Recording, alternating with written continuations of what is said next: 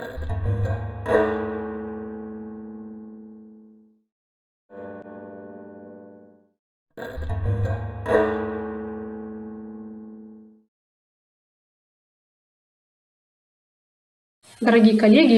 colleagues, this is our last speech for today. Hans Ulrich Gumbrecht, Stanford University. Farewell to the violence of crowd. So for those who are listening, this will be a change of pace, so to speak. I mean, my full title, one always changes title, is Crowd Violence, an Intellectual Exercise in Ambiguity. I want to tease out the ambiguity of the concept and of the phenomenon of violence. So different from speaking about institutions in Soviet, pre-Soviet and post-Soviet Russian times, which is always a fantastic learning experience for me. I mean, I've learned tons this morning. This was quite fascinating. I'll try to focus more or less philosophically, but not only with philosophical terms, on what's supposed to be the key concept of this year's Bataille, this year's bathhouse reading, the concept of violence. And what I will try to do is to construe a provocative counterposition to what is the normal focus within the humanities, academic humanities, Geisteswissenschaften, on violence these days. The leitmotif of what I'm doing is the ambiguity of the phenomenon of violence, the ambiguity of violence. That should already surprise you, because normally when we talk about violence among intellectuals, it's always bad. So I want to talk about the ambiguity of violence. And the reason why I'm doing that is not just and not only to provoke, but I think we have to think about the phenomenon conceptually in order to achieve a differentiated and a realistic critique. Critique not in the sense of the Frankfurt School to say how bad it is, that is also important, but critique in the Kantian sense. I mean, in the sense of what constitutes violence and what are the conditions, anthropologically speaking, anthropological in the German sense of the word, general human conditions of the impact of violence. As far as the form is concerned, I think you don't have to be too worried. I will have 5 reflections. I will definitely be done by 8 p.m. Moscow time, 10 a.m. Californian time, and then we have 15 minutes for discussions because, you know, I have another appointment at 8:15 your time, but that's good for you. So it's not taking too long, even if there's urgency for discussion. I have 5 reflections, and each reflection has 1 thesis. And the first reflection concerns my professional world, the world of the humanities and arts, as you sometimes say in the United States. When people have been talking about the humanities in the last 50 years, or maybe last 30 years, there's always been much talking about turns. You know, there was an iconic turn, and there was a deconstructive turn, and there was an identity turn. There are always turns. So I would love to add one claim of a turn in the humanities that nobody talks about, because pretty much everybody participates. So it's a non-declared turn in the humanities. I think the humanities have undergone during the past 20 years an unheard of moralistic turn. An unheard of moralistic turn. They have become unbearably moralistic. This is what political correctness is all about. Not only in the United States. I mean, if you are a Stanford professor, you always have to talk badly about Berkeley. That's a local obligation. So seemingly the first time ever that the concept political correctness was used was at a colloquium in the early 90s at Berkeley, Heidegger and political correctness. It was about the question whether you could remain a leftist reading Heidegger seriously. So, but I mean, what we call political correctness is not just an American phenomenon. I think it's worldwide in the humanities. What is it all about? It is about the warm and fuzzy, definitely not cold, the warm and fuzzy feeling of being on the morally good side, and that is always being on the side of the victims. I mean, you can then quote Walter Benjamin's historical reflections that the angel of history has an empathic relationship to the history of the victims, and that's a good thing, basically. But this has led, and this is where my critique starts, This has led to an omnipresent use of the word violence. Everything is called violent. I mean, every language that rubs somebody the wrong way, not even insulting, is called violent. I mean, there's also, and I think it's a problem, there is an overuse of the word rape. I mean, everything is now metaphorically called rape. I mean, whenever you insult a woman, it's called a rape. I mean, I think, and I'm talking seriously, not aggressively, out of respect for the victims of real violence, and out of respect and compassion for the victims of real rape, for example, we have to come back to a less metonymical, a less metaphorical concept of violence. And therefore, and this is the end of my first reflection, my first thesis, and this would be food for thought for the colloquium, I propose the following definition of violence. It's a very concrete definition. It has nothing to do with Michel Foucault's of violence, and I'm a great Foucault admirer. So I would propose to call violence the occupation of spaces with bodies against the resistance of other bodies.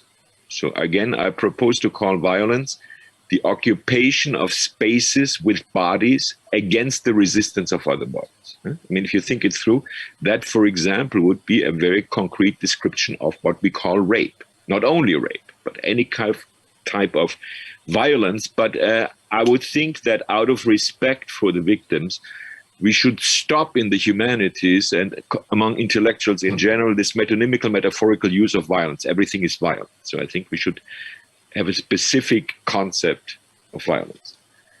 Second reflection.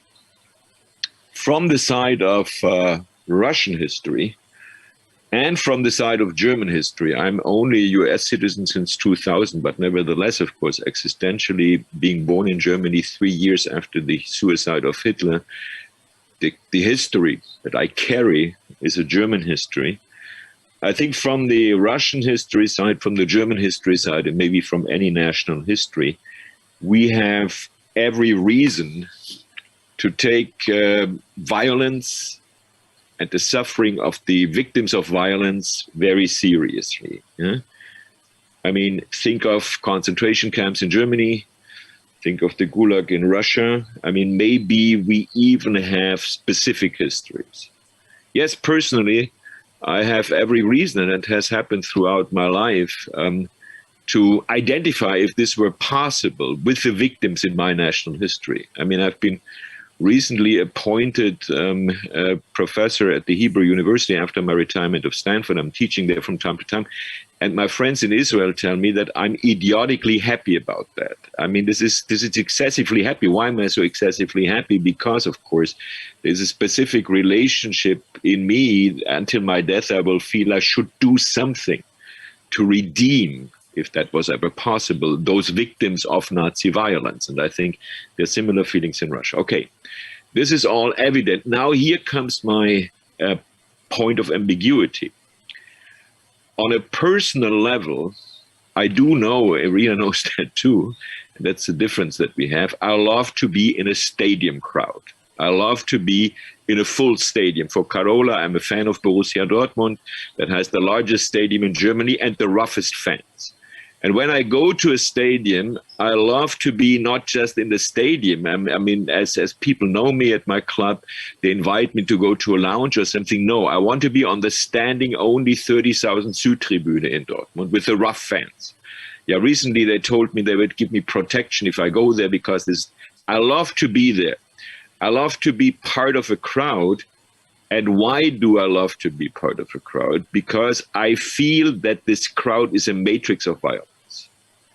So I love to be there, and I love to be at a rock concert. I love to be there, not in spite of that, but if I'm very honest, because I feel something, this goose flesh feeling, that, I mean, not only that a crowd is a potential matrix of violence, and therefore we have to criticize it.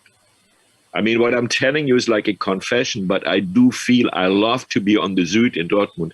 Carola seems to know what I'm talking about. I love to be on the Süd and in other stadiums. I mean, it can be Stanford football, which is a stadium of 55,000. It gets full when our team plays. But I love to be because I feel this potential of violence. I don't want to hit the other people, but you get my point. So it is not only a matrix of violence, there is something fascinating about violence. So this is my second point, my second thesis, that I think it is important to take into account, not for everybody, I know, but that for many people who you would not kind of dismiss and criticize as being aggressive, there is something fascinating about this feeling of violence, which I will try to find out in my remaining three reflections, what it is all about. Now, third reflection. Once you're fascinated by the topic of violence, and for me, the fascination came really from this fact that, I mean, I don't want to say I like violence, but there is this thing that I like to be in a crowd. Yeah? And I mean, it has nothing to do necessarily with sports. I mean, if you like to go to open air rock concerts, then you always also like to be in a crowd, and ask yourself whether it doesn't have to be to do something with violence. Yeah? Even if you go to an open air mass read by the Pope, where millions of people can assemble, maybe, you know, you don't want to kill the Pope, but nevertheless, there is this feeling. Now, if you reflect this, and this is my third point, then you will discover a very strange tension. I mean, if you go into history, in history, of course, we have a certain leitmotif, a certain genealogy of the charismatic crowd. Yeah? I mean, think of the French Revolution. It is seemingly clear. I mean, July 13th was a very hot summer day, 1789 in Paris. People were concerned about what was going on in politics with this proto-assembly being in Versailles. And all of a sudden, on the morning of July 14, there are 80,000 people in front of that building that still exists, Les Invalides. Nobody had summoned them there. There was no leader. And all of a sudden, those 80,000 people, and the number grows, go to the other side of Paris, to La Bastille. Nobody told them to go there, but it was in the end 150,000 people, plus minus. And they conquered that fortress, in which there were only 5 prisoners, so it didn't make much political sense. And yet, this prise de la Bastille, this occupation of the Bastille, became the central mythology, the positive mythology of the French Revolution. This was crowd violence. But crowd violence became so important, so positive, that if I'm correctly informed, in the Russian, the Soviet case of the October Revolution, there was not much crowd violence, but you had to invent crowd violence to give the October Revolution a legitimacy. Yeah, so the capability of the crowd to be violent without leadership. This is very important. There is no general, there is no brain. Crowd becomes an agent, has a very positive connotation in history. On the other side, I mean, if you look at what do historians say about, intellectuals say about crowds, there is only a negative genealogy. So here I want to point again, there's an ambiguity. Intellectuals celebrate crowds when it comes to crowd violence in the French Revolution, but they condemn, they despise crowds when it comes to talking about crowds. Genealogy, the first book ever doing that, was a book by Gustave Le Bon, an okay but not fantastic French intellectual, right-wing intellectual who was fearing crowds. So he writes in 1893, he publishes a book on crowds and crowd violence. It's about what happens when you are in a crowd. When you're in a crowd, you lose your rationality. And therefore, beware of being in a crowd. This is very negative. So when you are in a crowd, you become an inferior type of being. And banal as this argument is, it may also be true. I mean, it has a huge genealogy. I mean, Sigmund Freud, for me, one of the greatest intellectuals ever, copies Le Bon's argument when he talks about crowds. You lose your rationality about crowds. You find that in Ortega y Gasset, who is not quite in the league of Sigmund Freud, but nevertheless in Elias Canetti. I'm not a great Canetti fan, but you find it in my friend Peter Sloterdijk today. I mean, intellectuals, when they talk about crowd and crowd violence, there's normally a condemnation. So what do you do then? You have on the one side this charismatic reference of intellectuals to crowd violence, and on the other side this absolute condemnation. So there's no clear position. What are you going to do with it? This is why I thought, and this is my fourth reflection, that I should try and go about this phenomenologically. Phenomenologically in the sense of Husserl, namely to observe myself when I'm under this goose flesh-like fascination of crowd violence. Yeah? I mean, what happens to me when I'm standing in a stadium? I mean, not only to me, what happens to 84,000 other people being in a stadium, or 200,000 people being in a rock concert in Wembley Stadium or whatever. Okay, this is my fourth reflection. I think to observe how crowds are related to violence, if you want to find it out, you have to take into account three dimensions. The first dimension is a lateral dimension, lateral. I mean, in the sense that if you stand next to each other and you don't even talk to this other person, there is a tendency that you copy the body movements of this other person, that you do the same body movements. I mean, everybody has been knowing that for a long time, but since 20 years ago, due to the research of Italian brain researchers and neurologists, we know that there are mirror neurons, certain neurons that initiate you to copy what you see with your body. So you can observe that. I mean, this is how dancing functions. And people who dance really well, they're able to copy with their body and without thinking. I always have to think. That's why I can never be a good dancer, but who copy that. So there's this lateral.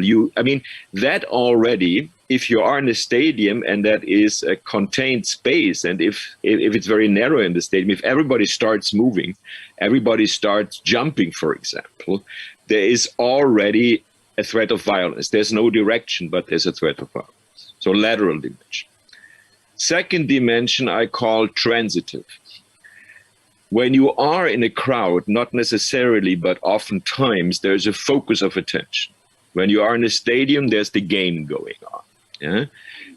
If you are at a mass, I mean, the Pope is reading a mass, then you have the Pope and the altar. If you're at a rock concert, it is the band. Now that means that this focus of attention can trigger mimetic movement. I mean, you all know that when you're a sports fan, if somebody shoots or somebody throws the ball in American football and baseball, this is not mirror neurons. You want to do the same movement. Or if they score a goal, you want to jump up. So this adds to this explosive situation. There can be violence. And in the moment also, if there are fans of another team, it can get very tense. Yeah? I mean, when Stanford plays Arizona State in American football, the Arizona Sun Devils at Stanford, it can get in the stadium, especially between the student crowds, it can get very tense. And then there is a third dimension, and this is this goose flesh dimension. I mean, if you like to be in a crowd, and once again, I have to flagellate myself. Yes, I do like being in crowds. If you like to be in a crowd, you have this goose flesh feeling. By goose flesh, you can also see you feel elevated. Yeah, this is why I like to be in a crowd, because there is a possibility of me to feel elevated. I feel something that I don't feel normally, that I cannot feel when I'm alone. And what is it that leads to this feeling elevated? I think, and this is what I associate with being in a crowd, it is intensity. It is intensity. It is something also that we have been, or that I have been, enormously missing in Corona times, in COVID times. You know, I think if a linguist would count how often we use the word intense and intensity today as compared to 2 years ago, we all use it much more often. Now, interestingly, or sadly, the concept of intensity has never received much philosophical attention, except for Gilles Deleuze in A Thousand Plateaus. I'm not going to quote Deleuze now, but what I will propose you in my fourth reflection, and maybe as the central definition to take into account when you think about violence, a definition of intensity is initiated, is inspired by Gilles Deleuze.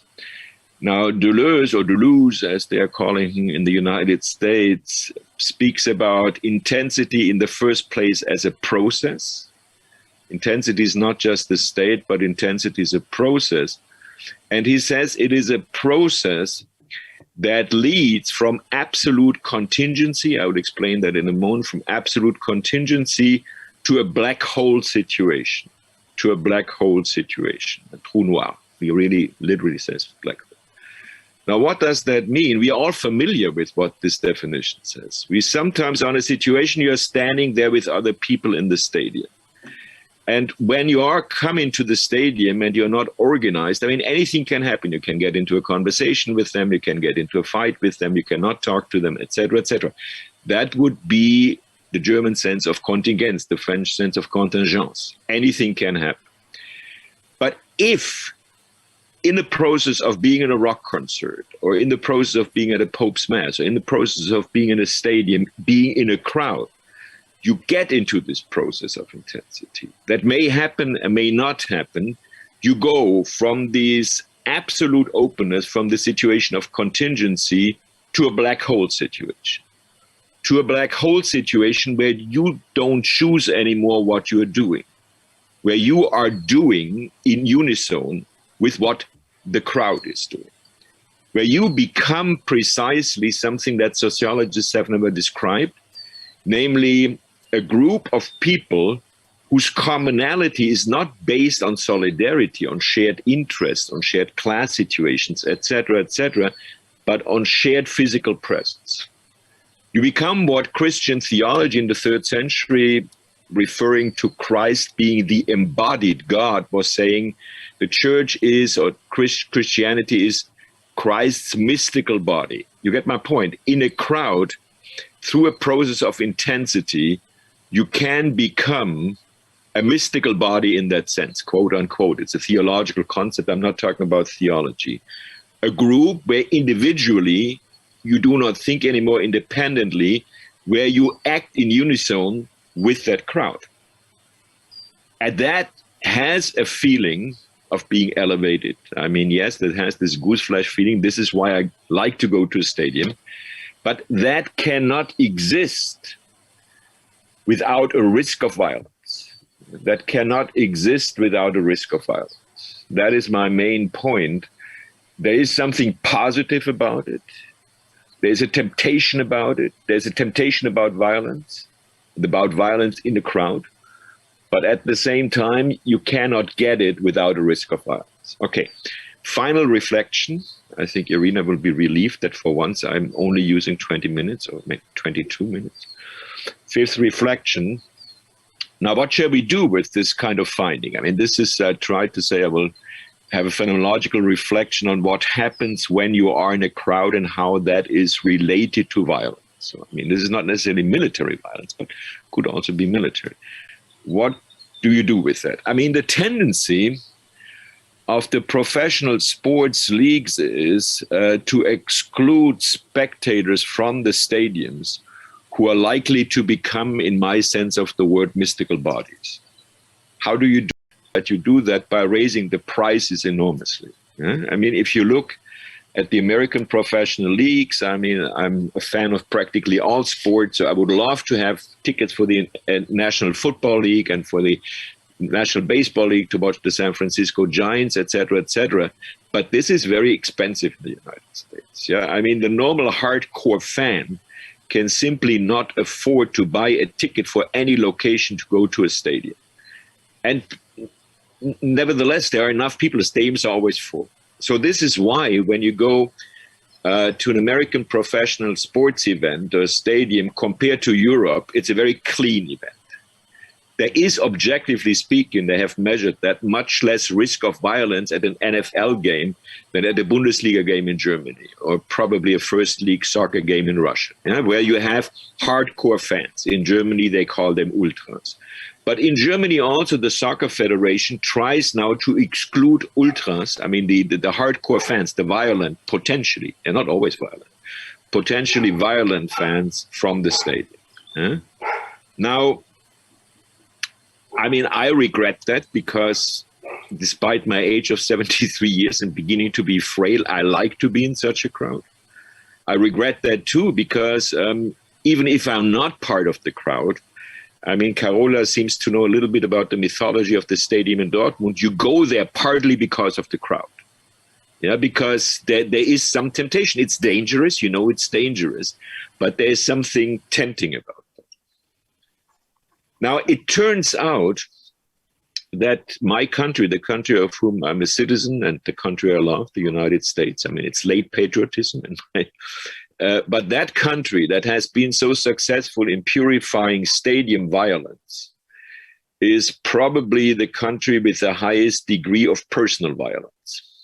Yeah? The risk that you go to a supermarket and get shot in the United States is much higher probably than in Russia, definitely than in any country of the European Union. Now, I'm not saying this is a unilateral function, but my point of reflection, and that is the final reflection, is whether there is not a risk in the intellectual pledge that the best thing you can do is to create a society completely free of violence.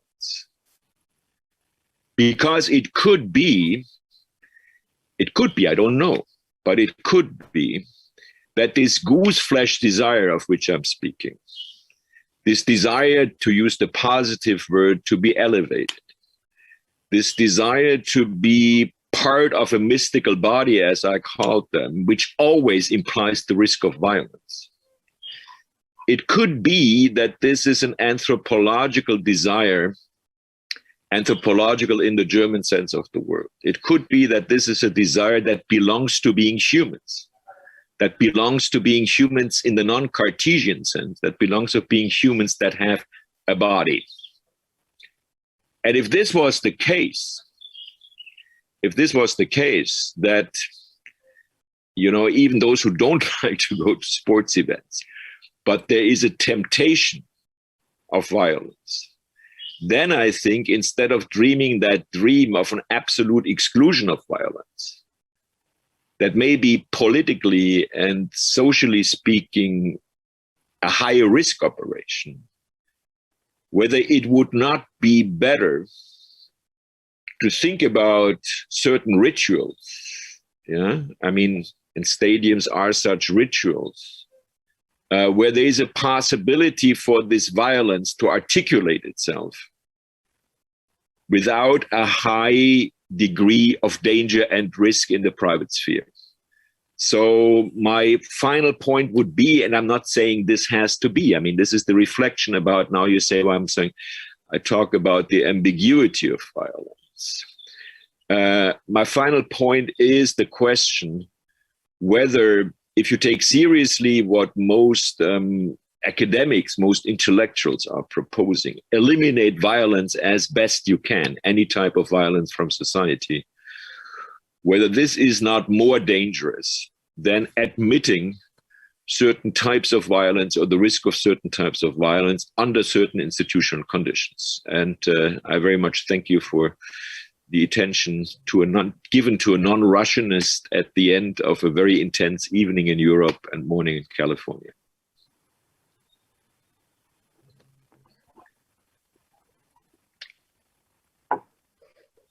Thank you, Funny, Seb, everybody has a smile on their face. That may be because thinking of stadiums.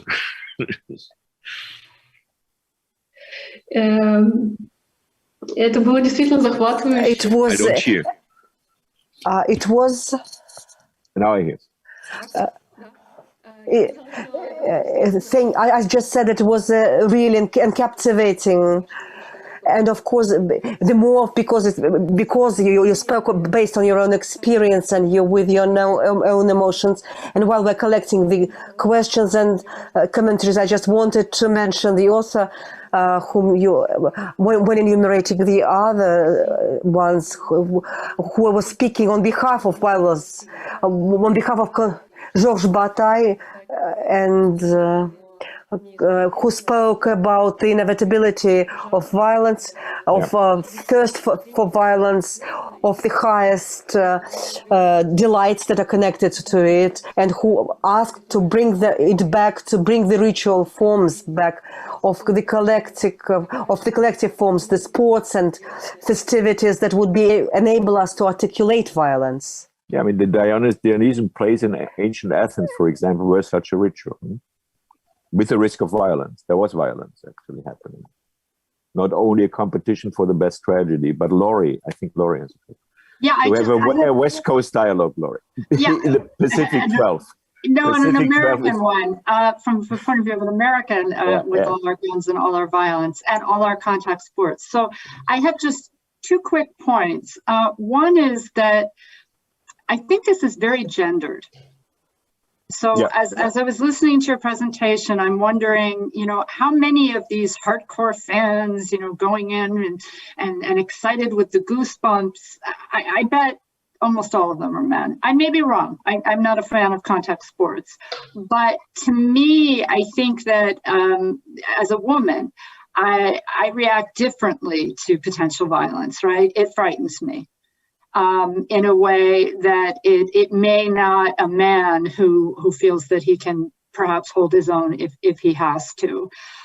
So I think there's something gendered here, and that's important because you're talking about the human condition, and women make up more than 50% of the population. The second is, though, when you're talking about the ritualized, having a safe space for this to happen. I mean, isn't that the point of contact sports? Which I think in the United States we have more contact sports than elsewhere. I mean, the rest of the world has ice hockey, but we have this strange American football, which is so incredibly violent. So I just wondered how you felt on those two issues. Okay. This is beautiful, and I think this is American in a good sense. We couldn't disagree more. But this is why you formulated what you formulate, and I really appreciate that you did. As to your first question, you may be surprised if I'm saying that I both agree and disagree. I mean, I agree profoundly in the sense that it seems to be very strange. If you're not honest, there are only people, of course, in our world, the academic world, we all condemn and hate violence. If you're honest, then there are people who have this fascination of violence and those who are not. As far as American football, for example, or watching, and not only the object of attention, but the stadium experience. Yes, I mean, in the olden days, it was mainly a male thing, but I think this is shifting now. And I mean, I haven't done any empirical research, but if I talk to people, I would not necessarily say that I find more men than women when I'm saying I can be tempted by the goose flesh feeling of being in a crowd. Yeah? Because once you talk not about contact sports, about hockey or American football, but I could mention that my wife is a big football fan. That's the only sport she's ever liked. And she's not, there's no ideology behind that. I mean, she's German born as I am. But nevertheless, the point I want to make is that, yes, there is a split. Not everybody feels that. But if only 50% or 40% of the population felt that, it could be a problem to just say we eliminate violence. Okay? So, I mean, it may be more gendered than I think. It may be less gendered than you think. This is very difficult. I think this is where empirical research would have to start.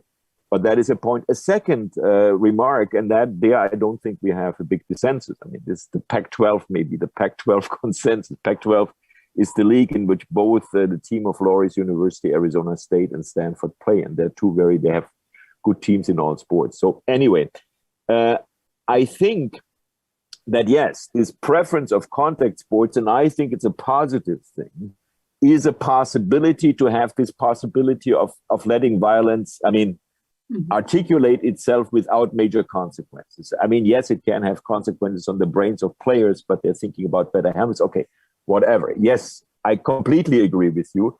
The problem that I see in the US, and this is more in professional sports than in college sports, which is the big division, is that precisely due to the prize politics and the politics in general, there are no more hardcore fans in the stadiums. You get my point? I mean, there's a potential due to what is being featured to the game that people get kind of this crowd feeling, but as you're all sitting in very expensive lounges and boxes, it doesn't happen. So what could be the positive? I mean, it does happen in rock concerts. I mean, Woodstock was such a festival, and it is interesting in that sense, and this is the last sentence in the first answer. that it's a nice coincidence that stadiums are increasingly used now, for rock concerts, for musical events where you can have this gooseflesh feeling, or for religious contexts. Yeah? I mean, if the Pope wants to read a mass in London, there's nothing better than Wembley Stadium. Okay, Laurie, many, many thanks. Seb, thank you so much. In a way, in my youth, I was a very great hockey fan, and so I watched the Soviet hockey, which was fantastic, unbelievable. And I lost my voice in a way. So I have some experience of the kind you described in a way. But, I think still these stadiums and all these sports events, it's, I think, one of the most effective means of taming of violence in a way, because you can see the public reaction to the violent fans who start fighting or shouting or roaming on the streets, and it's always felt like a breaking of rules, because the inner rule is you never you can only shout, and be enthusiastic and be friendly to your colleagues in a way, but never step over. Otherwise you lose all the idea of the game and of the fans in a way. So I think in this way, it's really instrument of taming of the violence, but not releasing, not releasing in a way. And I just wanted to say there's a wonderful book by Robert Mechemblé. I don't remember the exact title now, but it's about violence in the medieval European society, and where he shows what different means the governments and the rulers invented, to prevent this inner violence or to tame it in a way. And it was interesting enough, speaking about gender, that the medieval society realized that the major threat was coming from the young adults from 15 till 30 years old. So the special attention was given to them. First, these early marriages, in a way that's let them be with a woman, and many other things, in a way, to tournaments. Yes, to fight in a way. So Terrific. I think that is much more complicated, whether it's censored violence or, sports and all these massive events, or a good invented means of suppressing violence. Yeah, no, I talked about sports because that, as you know, but as a former hockey fan, too, that allowed me to do this phenomenological insight, and then really, this is how I wrote a little book about it. This is how I got to it, because I can more or less describe what happens to me. Now, as a real answer, the point I want to make once again, and this is why I called it ambiguity of violence, is I wanted to get out of this in a way, in a Kantian way. That's why it's a critique of violence. Okay, what are the conditions of dealing with this phenomenon? And I said there's reason to say to only eliminate it, to only condemn it, or to say the less the better is problematic and have problematic consequences. I think Laurie and I agree on this one. You cannot clearly draw a line from repression of violence in stadiums to the violence on the street in the US, but there is something, especially on the West Coast, people are super polite. You never curse, etc., etc. And yet, the risk that you get shot or raped or whatever, when you go to your supermarket is relatively high. So this, now, Irina, with the second answer, and then I stop, the taming, not only, I think the taming, I get your point, and it's true. The taming can only be efficient if you are in a situation where more of that gooseflesh feeling or potential violence feeling is provoked. It first has to be provoked, and then the taming comes in. Yeah, you could say maybe like a medieval tournament where nobody was supposed to die if they ever really took place, but where this aggression was provoked, and then there were rules. For example, in my case, when I go to Stanford Stadium, I park my car about 20 minutes away from the stadium, because if the game gets really good, and when I go out of the stadium and I am in this I would be a very dangerous driver. Yeah, that would be, so to speak, a personal measurement of taming. Yeah, but in order for that to come in order for me to think about it, I'm a potentially dangerous driver, I have to be in this specific situation. Okay. You know, I just have forgotten to tell you something in a way. You know, you spoke about the crowds at the stadiums, and in general, being in crowd, you just feel this aggression. But there could be some different experiences, and my personal experience as well. This is the peaceful demonstration, I would say, which we had quite a lot in Russia recently, before the COVID. This is absolutely a different situation. Again, being in this crowd, you are elevated because it's not aggressive. And on the contrary, the aggression comes from the policemen and provocateurs and many of them. So it's absolutely different type of crowd, but it's crowd as well. Okay, here's what I describe this situation. What I propose, I finish on a positive note about crowds. I know that, I mean, I was really curious that Carola wanted to ask something and Johannes had to ask something, but I have to leave. I have an appointment that comes from the non-synchronicity of, I mean, I would be so grateful, Johannes and Carola, if you write me a line, can be a one-liner. And as you see, I love to talk, so I write you much more than a one-liner back, okay? Here, Irina, I want to end on a positive example, and this is again from this stadium. So this is the Dortmund Stadium, the largest stadium in continental Europe, with a famously rough Südtribüne. Yeah, I mean 30,000 standing only. It's the only stadium in Central Europe where 30,000 people are still standing. Okay, so there's a game. They always end up second in the German league. Munich wins the championship, and Dortmund is second. That never changes. And so, like 5 or 3 days before the league is over, you know, nothing happens. They play against an okay but not very good team, Mainz 05. And at halftime, they lead 2-0, and the supporters are very rough, and they shout and everything. And then they come back in the second half, and no noise from the stands, no noise from the ultras, no noise from the crowd. And then they score a third goal, nothing. I mean, yes, the normal fans are clapping, but the hardcore fans don't react, they're silent. And then they score a fourth goal, nothing. And the players get really nervous. They don't know what's going on. They're protesting. And then 2 minutes before the game is over, that stadium crowd, the 30,000 standing only people, they sing the song that they sing in Liverpool and in Dortmund, "You Never Walk Alone." They all turn around and leave the stadium. So when the game is over, 4-0 for Dortmund, there were 30,000 people less in the stadium. The Süd was completely empty. What had happened?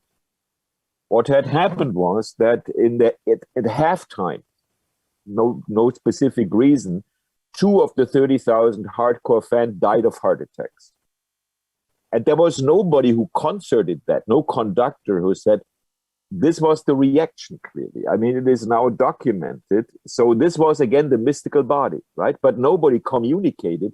I mean, they had seen that there were Zannis, as you say in Germany, that there were nurses who carried these people out on a stretcher, and somebody had spread the word that they had died. You get my point? This is another reaction of a crowd that is elevating, that has to do with this gooseflesh feeling, and that is absolutely non-violent. I wanted to give this example, I mean, first of all, to end on a positive note on crowds, I mean, whose reputation among intellectuals is too unilaterally negative, I think. It's too unilaterally negative.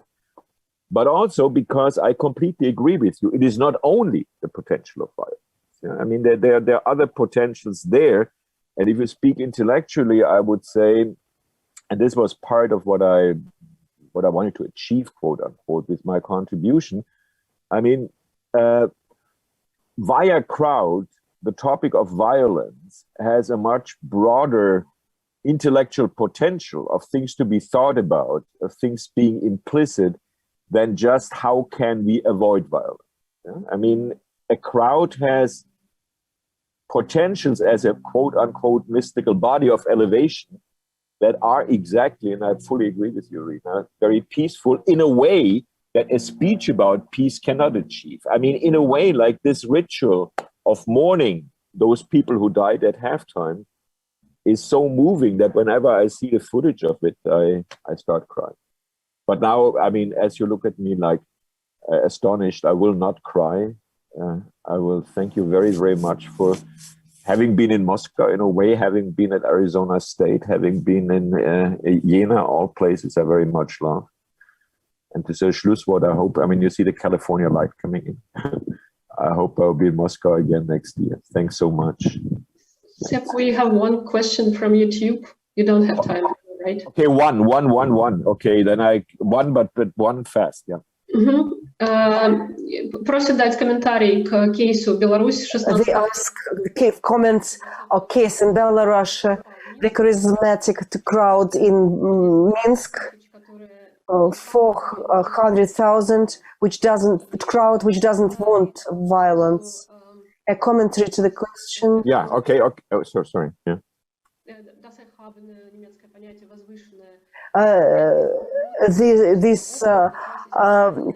And the German notion of elatedness excludes violence. Yeah. Okay. I mean, I can refer to a book of a very, very famous colleague from Berkeley. So for once I say something positive about Berkeley. And that is Judith Butler, whose most famous book is Gender Trouble and Bodies That Matter. And they were very, very important books. But her latest book is a theory of assembly. And it is a theory of assembly that, astonishingly, she doesn't use that word very frequently, is a phenomenological analysis of crowds. And Butler, precisely, she doesn't mention Belarus because the book, she refers a lot to Maidan. She refers a lot to Ukraine and to Kiev. Yeah, what happened there in terms of political assembly, because there too, through the permanent, continued presence of a crowd in a public space, and it was just not possible to make people clear that space.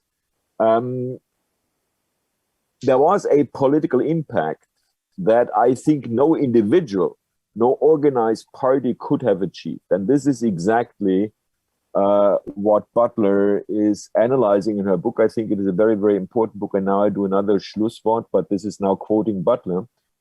I think it's a philosophical sentence, complicated but beautiful. She said, from a political point of view, what a crowd mainly articulates, without saying it, is the right to have rights. I think this is very, very beautiful. By occupying a space, you make a claim to have rights, not specific rights, whichever rights these are. But by being assembled, you make it clear that you have a right to have rights. I think this is, it's a very, very important book. Compared to other books, I think it should have more of an attention. I don't know whether it is already translated into Russian. I think if not, it would be a typical NLO book. And I'm not necessarily, as Irina can easily guess, of the Judith Butler fan club, but this is an important book. Okay, now I have to really run, which is good for me if I have to run. Себ, спасибо большое. Да, я вижу. Thank you so much, Seb. У нас были еще вопросы от Каролы и Йоханнеса. К сожалению, мы не успели их послушать. Будем надеяться, что... We hope that tomorrow, during the fourth session, we will be able to ask the questions we were not able to ask today. And dear colleagues, those who joined us only today, I want to remind you that within the frame of our conference, we want to ask the question, why study violence? How can we study violence within different disciplines? Where are the borderlines between violence and non-violence? What's the origin of violence? And how could we articulate violence if we take it as it was in the last report, that violence is inevitable?